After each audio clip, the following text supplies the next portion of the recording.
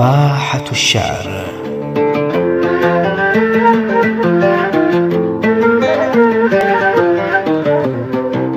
واحة شعرية يومية ينظمها ويلقيها على مسامعكم الشاعر حسن الدعيس.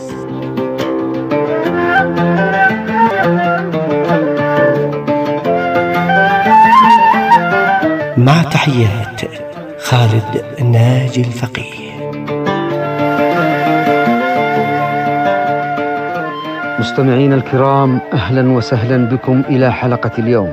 وفي هذه الحلقة سنتحدث بمقدمة موجزة تليها قصيدة عنوانها رحلة الشاكي إلى من يحب، بنيتها بتاريخ 21/4/2012. فأهلا وسهلا بالجميع.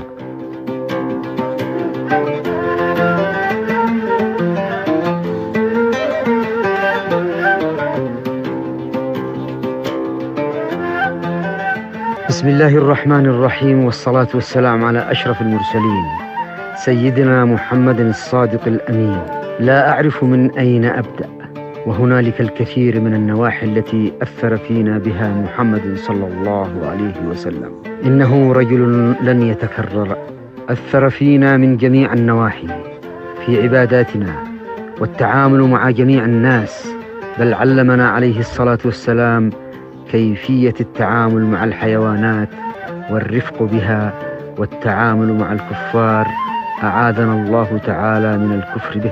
قدوتنا ليس هناك من ليس له قدوة، بل حتى الأطفال الصغار لديهم قدوة، ومن لا يقتدي بنبينا فهذا لم يعرف قدر نفسه. لقد خسرت أخي المسلم إن كنت لا تمتثل له ولا تغضب وتغار عليه وعلى من يتجرأ على الكلام عنه بسوء. واعلم إن الله تعالى قد كرم نبيه محمد صلى الله عليه وعلى آله وصحبه وسلم. يقول الشاعر: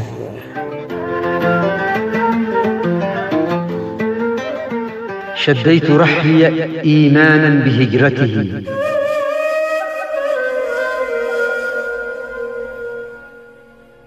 إلى المدينة حيث الطاهر العلم، في رحلتي قاصدا مثواه متخذا من مسجد الله بيتا اسمه الحرم، إليه أهفو بقلبي والشكاء لمن في يثرب الخير والشكوى بها الألم.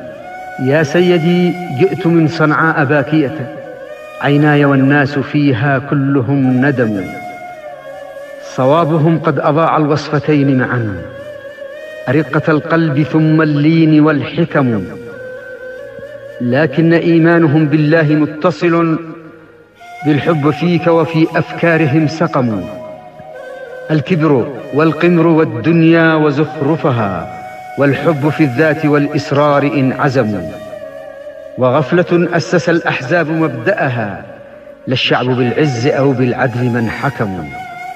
نقتات بالصبر جمرا من سياستهم، والفاسدون لمال الشعب يلتهموا. يا سيدي إن في الذكرى مواجعها، وفي فؤادي ما يشكو به القلم.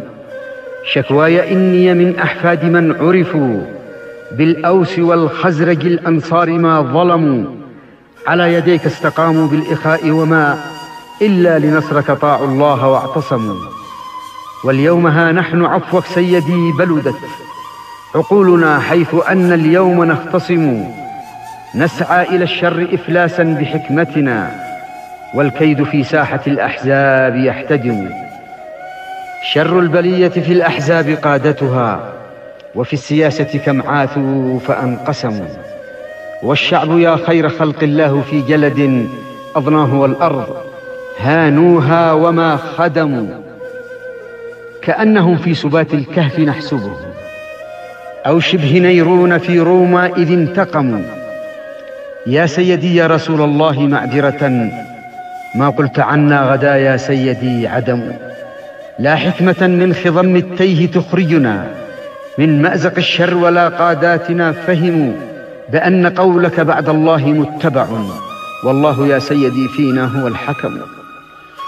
ودعت مثواك ملهوفا إلى وطني، بالشوق شعرا أناجيه وأحترم وأفتديه بأغلى ما أعز به دمي وابني مهما ذلني الهرم، ولا أمجد من أثرى الثرى وهنا والشعب أعياه من أفكاره سأم، ولا أطيق ثناء للذين قست قلوبهم كيف لا والدار ينهدم.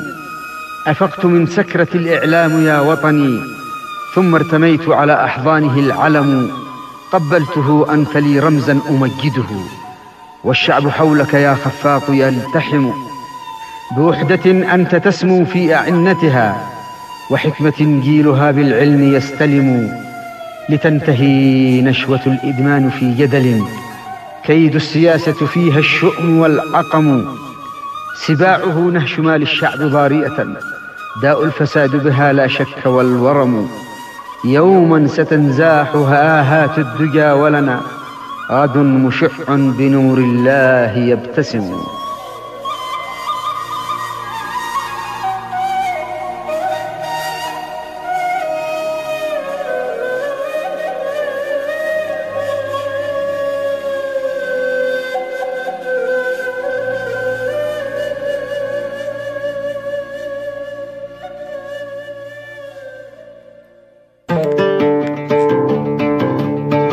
واحة الشعر.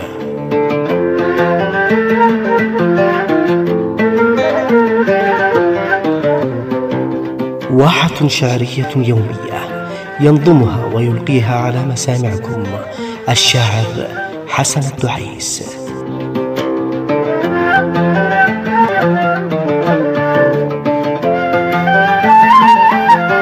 مع تحيات خالد ناجي الفقيه.